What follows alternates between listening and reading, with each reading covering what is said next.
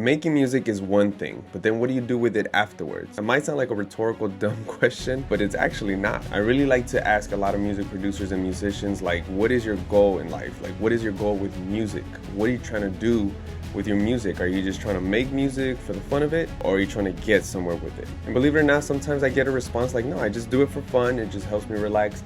And that's all I want to do it for. I don't care about anything else. But then there's that other half that's like, no, I want to take my music career to the next level. I want to be able to showcase my music to others. I want to blow up with my music. I want to be able to make a living off my music. But that's easier said than done. Now, one of the reasons we have to separate actual making music and becoming a full-time musician or music producer is because there's like two different worlds. There's so many good music producers out there, so many good musicians out there that don't get the recognition they deserve, and it's actually their fault. And I don't want to say it's their fault, but it's just the truth. It's the truth. Also, a lot of like generic producers that are really known that make the simplest beats or simplest compositions, they're actually very known because of how they actually got there. I tell you this right now, you can blow up with your music 80% faster, or probably 90% faster if you use social media. And this is how you do it. I have gained more than 100,000 followers all over social media platforms, and it wasn't easy to do it, but I'm going to explain to you guys how I did it. Now, the reason I did it in the beginning was just to have fun, like a lot of people say in the beginning. But after that, I started growing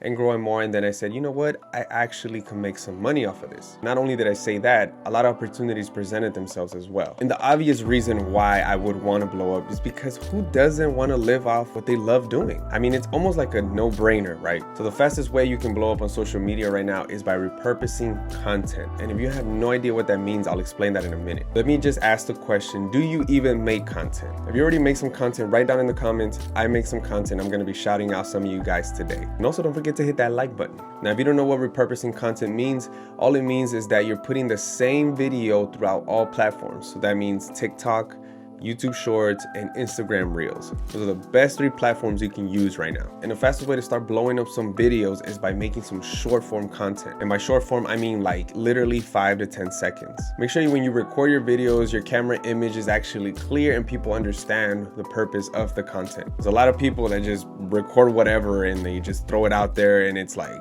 dude, that's never gonna work.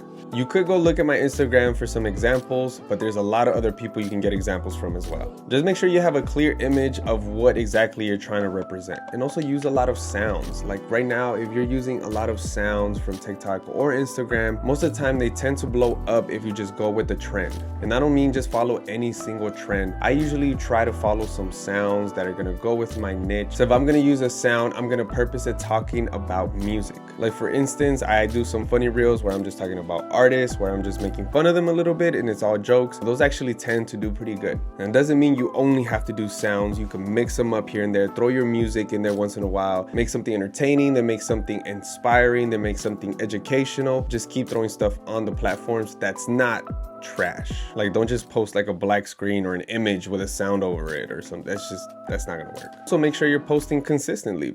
I mean, that's something cliche and something that everybody always talks about, but it's the truth. You need to start posting consistently. And I don't mean maybe like one a day. If that's too much for you, then maybe you can find a day where you can record all your reels or all your TikToks all at once and take like 3 to 4 hours or less. Sometimes I take 1 or 2 hours to record the reels for like 7 days in a row, and then I just post them separately every single day. And that works out for me. That way I could just do a batch of content, use some sounds, and then I have them ready right there. Instagram and TikTok allows you to save drafts and then post them whenever you're ready. And something I like to do, I like to post on Instagram first, and then I use this app called Repost. I can get the link from Instagram from my phone, and then it takes off the watermark from Instagram, and then I can post it again with the writing on it, with the text on it, onto TikTok and onto YouTube Shorts. And that's another big thing I would recommend, to always use some text on your posts whenever you're posting something, so people can have some context of what it is that you're talking about. Because some content creators just post things and they're not growing because people are not understanding their videos. So it gets a little complicated like that. And another thing, it keeps the viewer watching for a little bit longer because they actually have to read something before they actually watch your video. So the retention rate goes up and then that means Instagram favors your video even more because they're already reading it.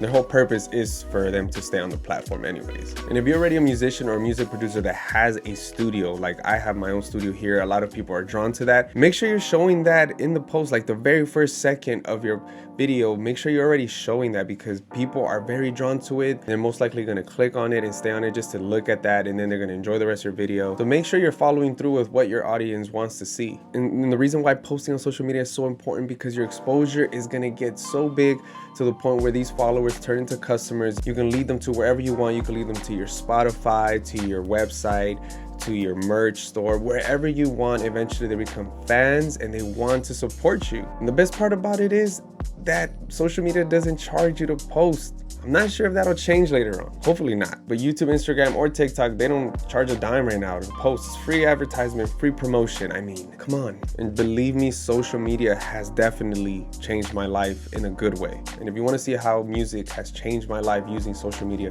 just click on this next video right here. I'll see you guys there.